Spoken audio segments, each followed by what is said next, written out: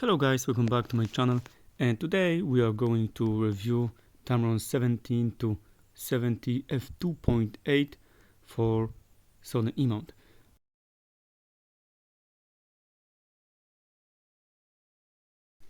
I think that a lot of you already know this lens and its main competition for Sony 18 to 105, but today we are going to check this one. As you can see, designed in Japan, and it has 17 to 70 reach, which gives you equivalent of 25 and to 105, so it's at least 4 times zoom. And now we are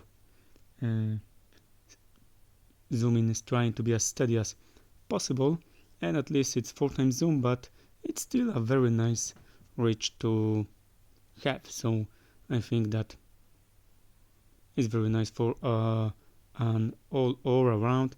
And the 17mm is still quite wide, as you can see, so maybe you can try also some kind of architecture photography. And here we've got the stabilization test. I was holding here in one hand. It was about 17mm, now it's 50mm on one hand handheld. It's 70mm right now.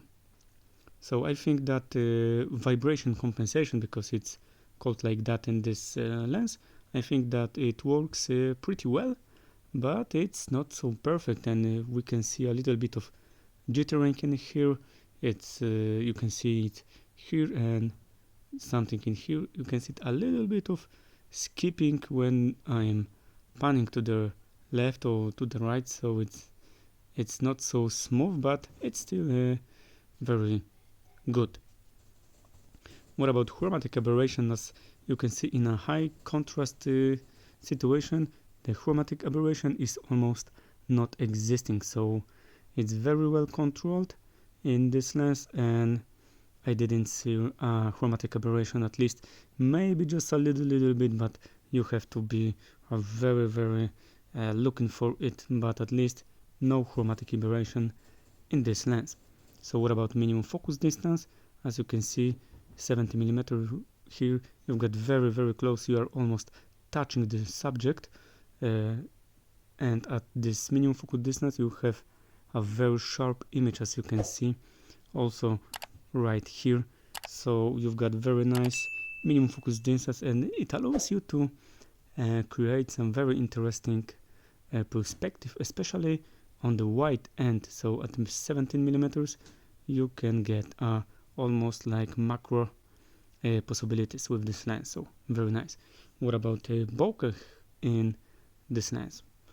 Guys, that's f2.8, so it's not a bokeh beast, it's not a bokeh master, but in general you can get a very smooth, very nice looking bokeh. And now we've got some kind of comparison from f2.8 up to 8.0, so that's how it looks like. It's on 70mm, so it's equivalent of 105 on a full frame equivalent, so that's how it's looking.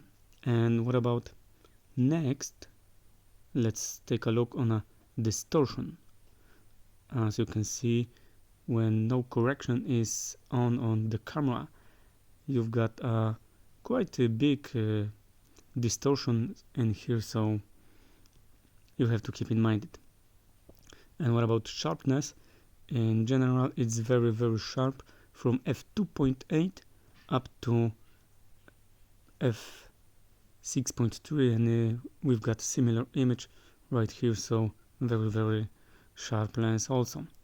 And at the end we've got an autofocus test, and it's great. It's very snappy, very fast, it's very accurate, with a little bit of focus briefing, as you can see, but every time on point and very fast and snappy.